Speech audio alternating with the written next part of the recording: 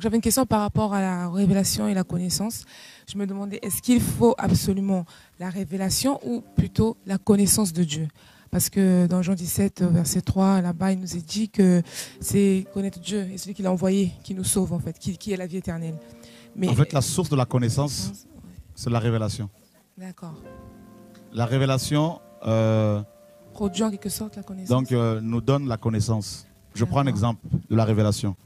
Le mot utilisé pour parler de la révélation dans les écrits, dans le Nouveau Testament, c'est un terme grec. C'est apocalypsis, apocalypsis, ou encore qui a pour verbe apocalypto, action d'ôter le voile. Donc, en fait, la révélation, c'est quoi? Je vais prendre un exemple vraiment simple.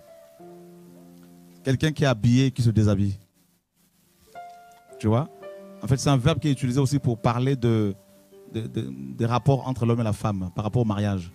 Adam connut sa femme. Tu vois? C'est ça la révélation. Donc, une personne qui se dénude, c'est une personne qui, voilà, le fait de voir sa nudité te donne la connaissance. Voilà. Et ça, c'est réservé dans le cadre du mariage, bien sûr.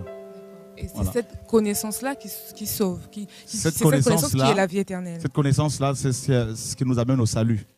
La connaissance dont la source est la révélation.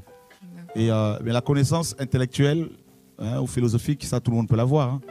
Par exemple, le pape connaît la Bible, hein, et Satan connaît la Bible, mais ce n'est pas cette connaissance-là qui peut les sauver. D'accord. Donc c'est bien la connaissance de Dieu en tant qu'elle a pour source la révélation qui sauve. C'est pas de la connaissance livresque. Pas du tout. Tu peux garder des versets, mémoriser des passages bibliques dans ton cœur. Et ne pas les pratiquer. Et ne pas être sauvé. D'accord. Et donc du coup, quelqu'un qui dirait que... Le micro, s'il te plaît.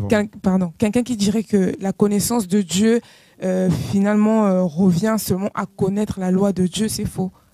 Pas du tout. C'est faux. Oui et non. D'accord. Parce que, comme je te dis, hein, donc il faut un équilibre. En fait, il faut, voilà, surtout ceux qui enseignent, pour ne pas tromper les gens.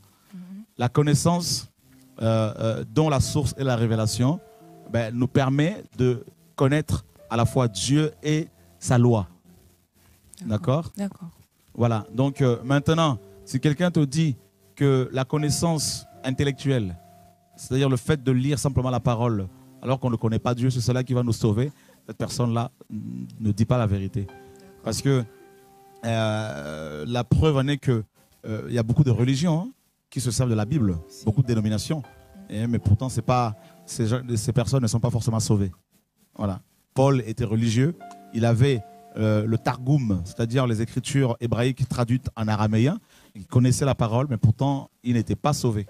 Nicodème était un grand docteur de la loi, et pourtant il n'était pas né de nouveau, il n'était pas sauvé. Voilà. Donc pourtant il avait une connaissance intellectuelle de la parole, mais il lui manquait la révélation. Voilà. C'est-à-dire, comme vous allez me dire, mais comment faire pour avoir la révélation? La révélation, c'est quand Dieu, n'est-ce pas, te parle, touche ton cœur. Ce n'est pas forcément une vision que tu dois recevoir, mais ton cœur est touché et automatiquement tu vas, n'est-ce pas, te sentir convaincu. Tu seras convaincu du péché. D'accord? Et ensuite, tu vas confesser ton mal, ton péché et l'abandonner. Par exemple, nous sommes nombreux ce soir et de l'autre côté aussi, on est peut-être, je ne sais pas, 600. Mais peut-être il peut y avoir seulement sur les 600, peut-être 30 personnes de sauvées.